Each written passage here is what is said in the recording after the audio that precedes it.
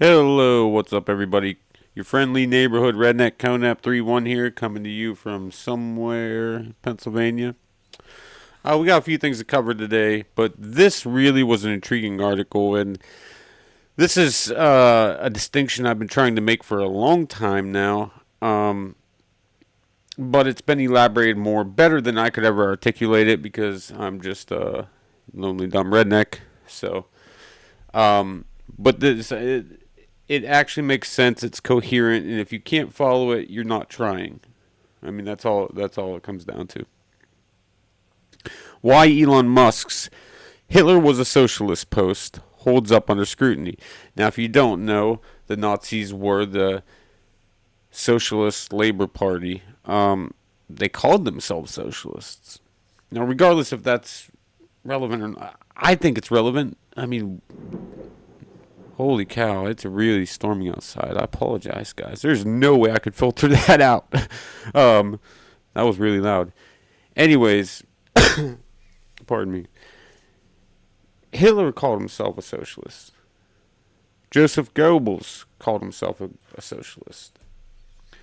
They all called themselves socialists. But did they practice socialism? Okay. Is that even relevant? If you on the far, far left today call yourself a socialist, does it actually mean you're a socialist, or does it mean you're practicing what you perceive to be socialism, which would make you no better than a Nazi? That's the point. That's the distinction.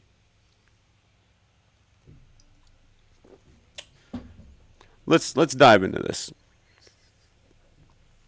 This morning, Elon Musk posted on X that Hitler was a socialist, therefore all socialists are Hitler. Senator Mike Lee amplified the substance of the claim with a sharper formulation, namely that fascism and Nazism are not on the opposite of the socialism, but, more so they are one and the same. It says that the modern left would have you believe, but are themselves socialism. Musk reposted Lee, the reaction from the drive-by media, and even Grok was prompted in uniform. Fascism, we were told, belongs to the right. Socialism belongs to the left. Suggest otherwise is to deny what every serious historian supposedly knows, even though most of academia still argues on what fascism even means. They can't even agree. They'll agree that, like, there's a certain degree of nationalism, but that nationalism alone does not mean fascist. Authoritarian nationalism doesn't mean fascist. That's not enough. That's not enough of a definition. That reaction is wrong, or at least far from confident. The question is contested both empirically and definitively. And serious thinkers, including Friedrich Hayek, Ludwig Mises, I don't know how to pronounce that name, sorry guys, and all these other people, including a Goldberg, have argued opposite of prevailing classroom story. The case for Senator Lee is not a tweet. It's a careful, structured argument grounded in primary text and institutional history. Let me walk you through it patiently. Give me 1 second.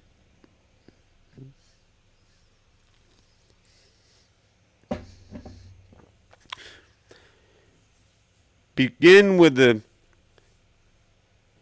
definitional question. Definitional question?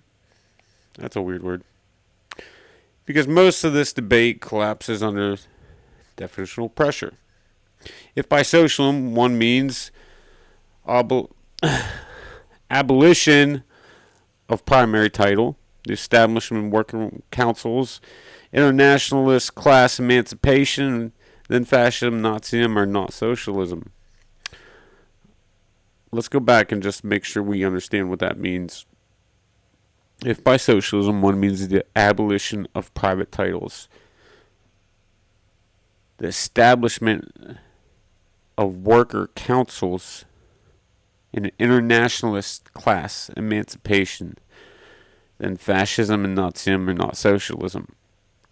Because the current right is involved in international class emancipation. We're trying to get away from the world order, so to speak. Um, Both regimes denied historical materialism, ridiculed proletarian internationalism, and crushed independent labor unions. There you go. That much is true. But this is a really narrow reading. It's not how socialists themselves have always defined the term. And that's really the point I was making. You ask a far leftist today who's preaching socialism on X, you ask 100 of them, they'll give you 100 different definitions because none of them really know what the hell they're talking about. It is not how most serious 20th century critics of socialism, namely the Australian school, defined it either. Hayek made the point bluntly in The Road to Serfdom. That must be his book. The decisive feature of socialism is not the legal title to firms, but the central direction of economic life by political authority. That's a really good way to put it.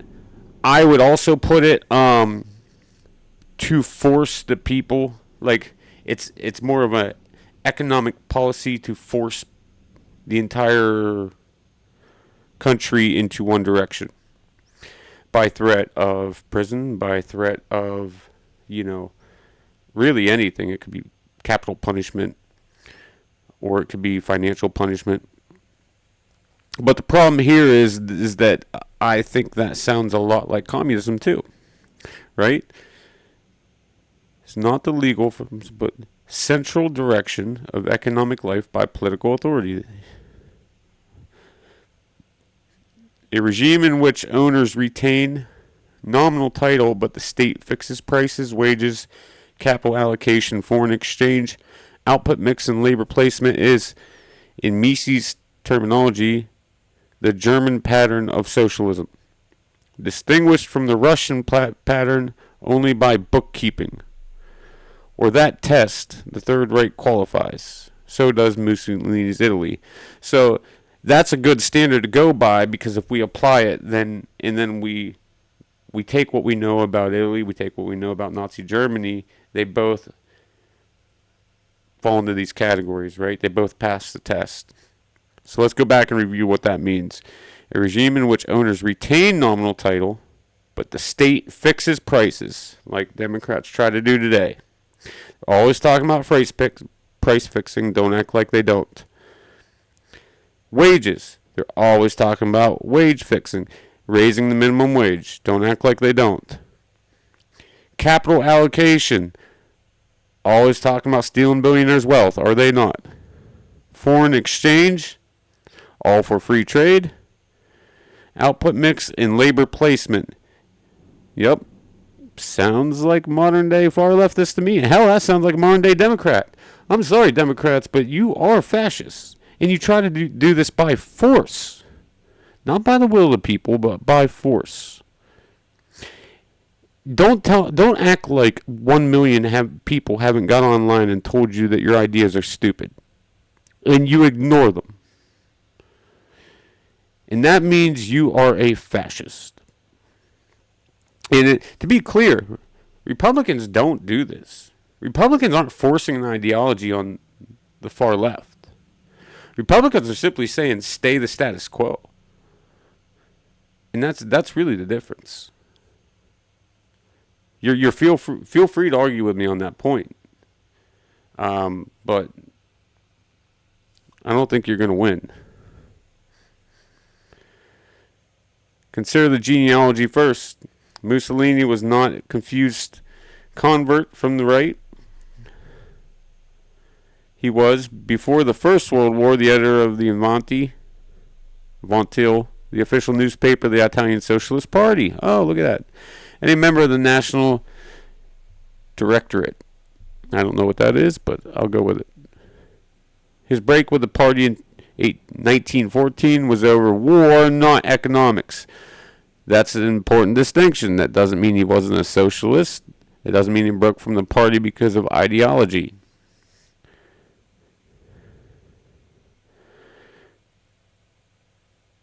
He retained the Marxist analytical scaffolding and substituted the nation for the class as the unit of solidarity.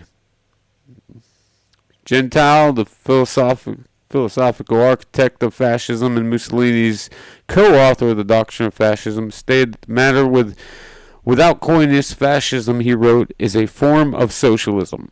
In fact, it is its most viable form. It is not a critic's accusation. It is the founder's self-description. I've actually made this point on X and Facebook and all the other social medias numerous times. I've made this point without actually knowing this. So this is interesting to me.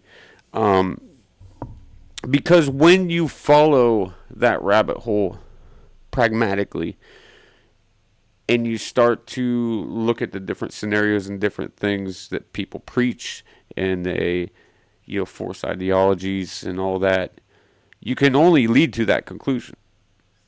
You can't separate them.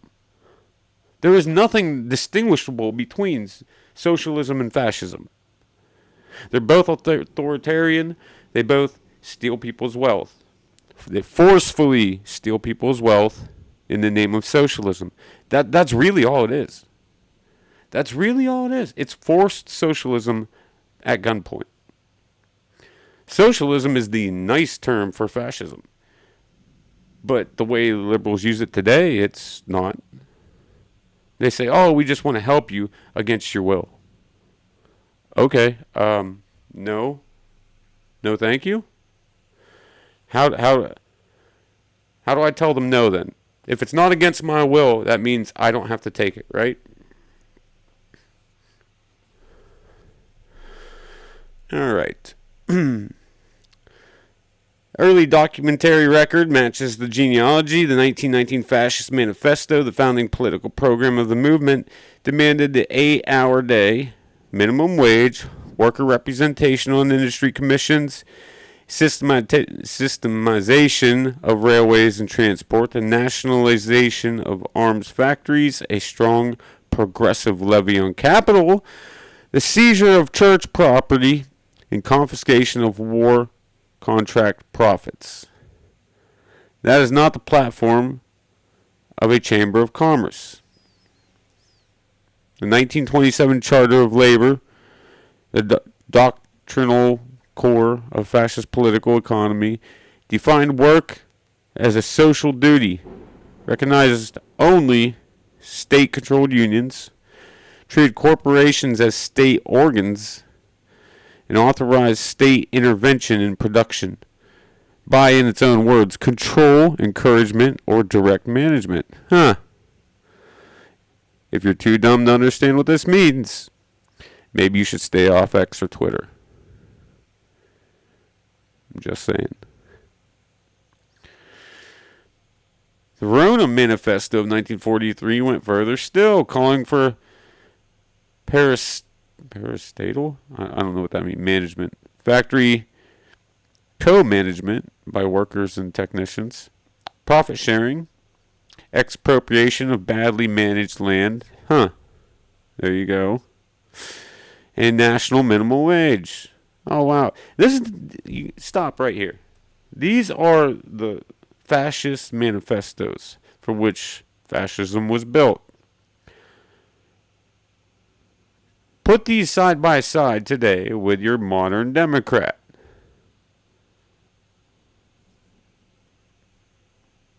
If the shoe fits, I mean, they better start wearing. I've already quit calling them communists and started calling them fascists and been pointing out the difference. Germany's record is, if anything, more vivid. 1920 program of the National Socialist German Workers' Party, on which Hitler campaigned and which the party never formally repudiated, demanded state-guaranteed employment, general duty of work, abolition of unearned income, confiscation of war profits, nationalism of trusts, profit sharing in large industries, expanded pensions, communalization of department stores, and expropriation of land for public utility without compensation. What's Mandami doing in New York right now? Is he making city-run grocery stores? Just curious. Just wondering. Joseph Goebbels wrote in his diary that he was a German communist in spirit, and that whatever deserved destruction. I'm not going to try to pronounce that. I'm not German. Gregor Strasser and his brother Otto, who led the party's left wing for years, were not embarrassed about the word socialist in the party's name. They thought it described the program. Hitler himself, in a speech in 1927, declared, "We are socialists." Wow. Do you need any more evidence? Do you need any more evidence? We are socialists, right there. I'm sure you could Google it. I'm pretty sure this isn't propaganda. Take the time to Google it yourself if you don't believe me. We are enemies of today's capitalistic economic system for the exploitation of the economically weak. We are determined to destroy this system under all conditions.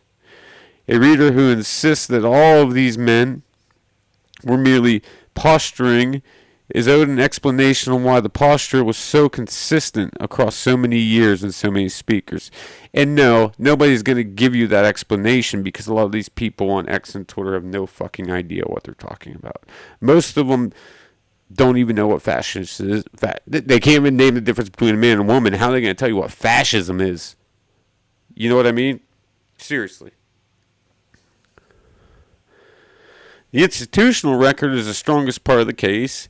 It is the part most often skipped. In Italy, the Institute for Industrial Reconstruction, established in 1933, became, by 1939, the largest state-owned industrial holding outside the Soviet Union. The Bank of Italy's own historical surveys note that the IRI eventually held 100% of the iron, steel, and coal extraction industries, 90% of naval industry, 80% of locomotive production, and over 40% of Italian shareholders' capital. That sounds a lot like what Democrats are trying to do today. That's not funny.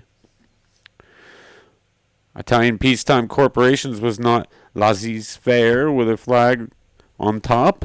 It was a regime of state credit, mandatory labor courts, single recognized unions, public works on an unprecedented scale, mandatory hiring through registered channels, an expansive welfare apparatus covering accident insurance, maternity assistance, sickness coverage, unemployment insurance, and youth endowment.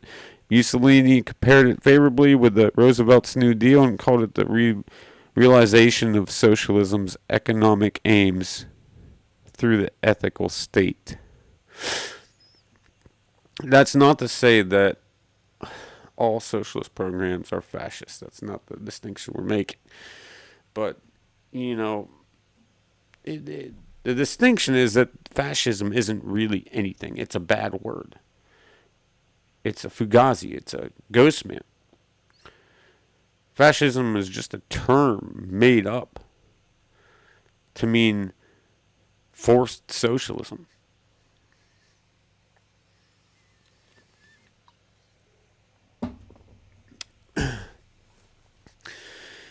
In Germany, a four-year plan in 1936 placed the entire economy on a war footing under the Hermann Göring, with Hitler's accompanying memorandum tying autocracy and production priorities to a fixed political timeline. Oh man, why are you going to do this to me? I'm not going to pronounce all that. It was a vast state enterprise that absorbed expropriated and conquered assets. The hereditary farm law and the Reich food estate subjected agriculture to coordinated state regulations. Independent trade unions were abolished by 1933 and replaced by the Deutsche Arbeitsfront, maybe, a state-organized monopoly labor body that incorporated workers through strength, through joy, leisure programs. Strength and joy. What was Kamala's running campaign? What was her campaign slogan? Does anybody remember?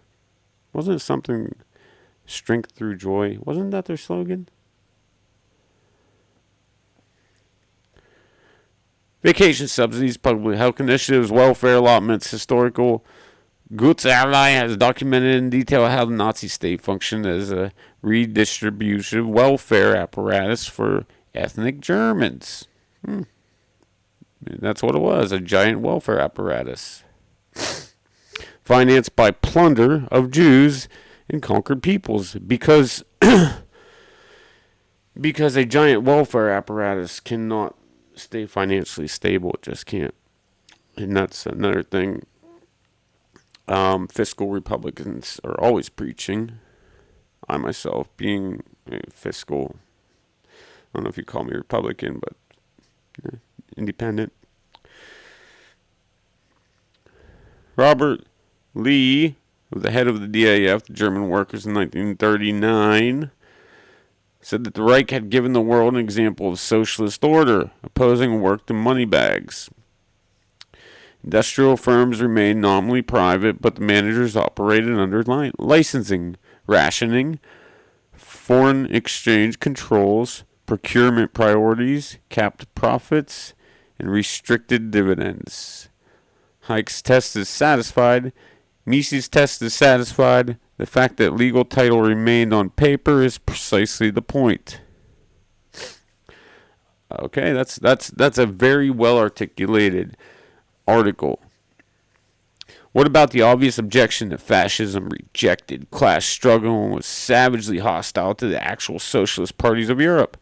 The objection is true and important, and is the strongest argument on the other side, but does not establish that fascism was capitalist or right-wing in any economically meaningful sense.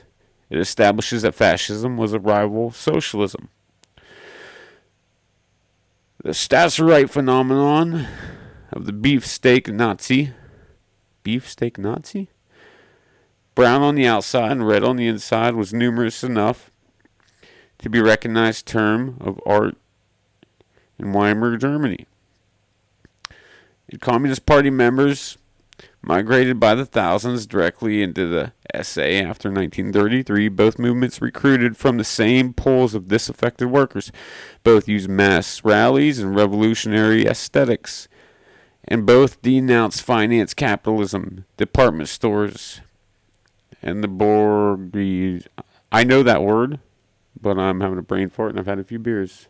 And it's going to hit me, and this is why I do all my videos freestyle, because I cannot read for shit from a prompter. Anyways, the deep structure that James Greger identified as collectivism, namely the conviction that the individual exists for the group, that dissent is treason, and that the state organizes all of social life, whether the favored collective is the proletariat, the nation, or the race, is a secondary matter. The rejection of individual rights, market exchange, limited government is shared.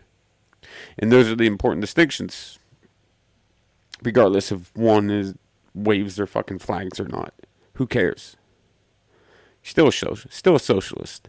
You're a patriotic socialist, but you're still a socialist. It's just like fucking Democrats who go to church. You're still a Democrat just because you go to church. That's what Senator Lee meant and what Musk meant. And what serious scholars have argued for nearly a century. The opposite of socialism is not Nazism, it's anarchy. I know that. The opposite of socialism, classical liberalism. I wouldn't even say that.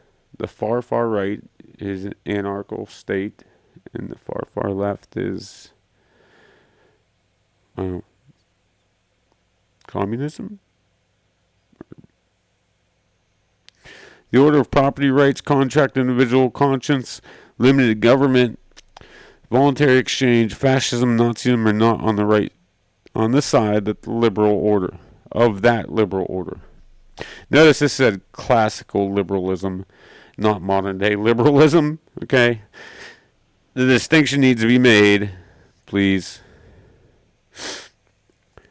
They're on the other side, along with Marxist cousins, fighting under different banners for the same anti-liberal cause. Anti-classical liberal cause is what that should say.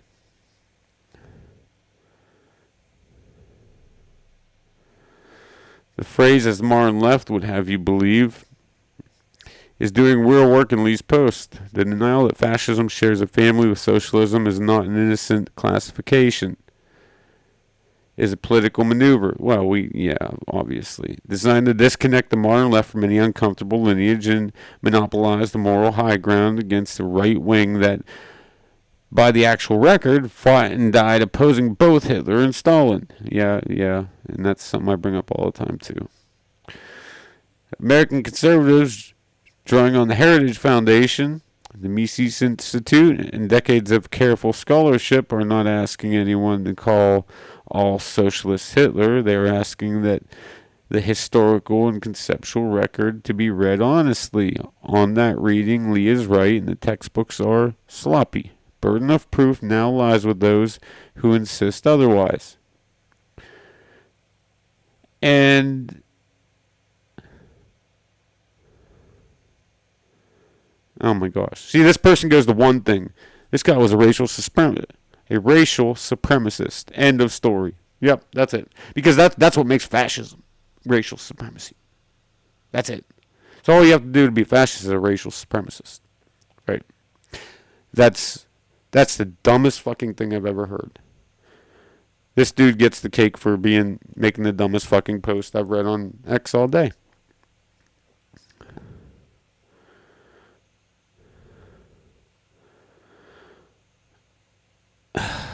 He already said Grok.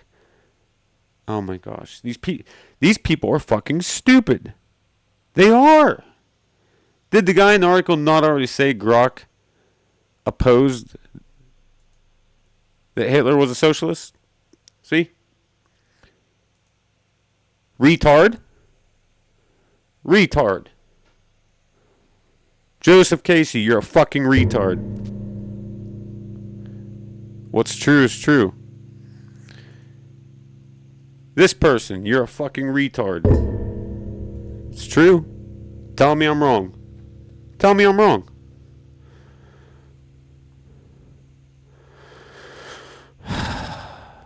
And this is the problem. Every fucking liberal on X has gone full spectrum autistic. And they can't process information beyond surface level. Start noticing it because it's there. And then tell me I'm wrong. Hey, let's see what they have to say. This is funny. That's your point, Lee.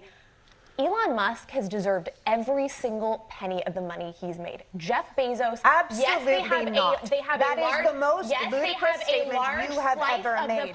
They are making she won't even let her talk. The taxpayer of the American government after deals with SpaceX. I don't know why you're shilling for these people. Oh, she's just shilling for him. She's not making points.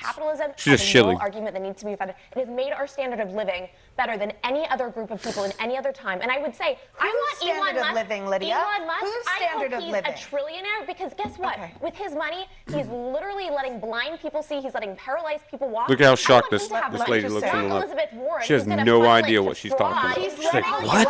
He's letting blind people see? How absurd are you? What are we doing? What? Have I heard of Neuralink? What meme did you read? Lydia's point about capitalism. Fucking retard. Right? Hold on, Lee. Lydia's point about capitalism being a vehicle. That's your point. I'm over it. Elon I'm over these Musk retards. Every single penny of the money he's made. Jeff Bezos. Oh, look at that. All the propaganda on X claiming that Virginia courts somehow did something wrong. And then when they go to appeal the issue, they can't even spell the fucking state right, and they can't even spell senator right.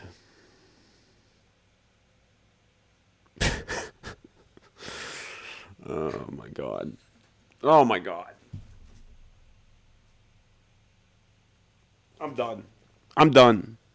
If I can't say fucking retard enough, so you're just gonna have to, I don't know, unsubscribe. That's it. I have nothing more to say. There's 150 million fucking full spectrum retards in this country. That's it. Case closed. Anyways, don't bother fucking subscribing because we have nothing more to talk about. I would give a thumbs down, except I'm making the fucking video. So, yeah, go fuck yourself. Later.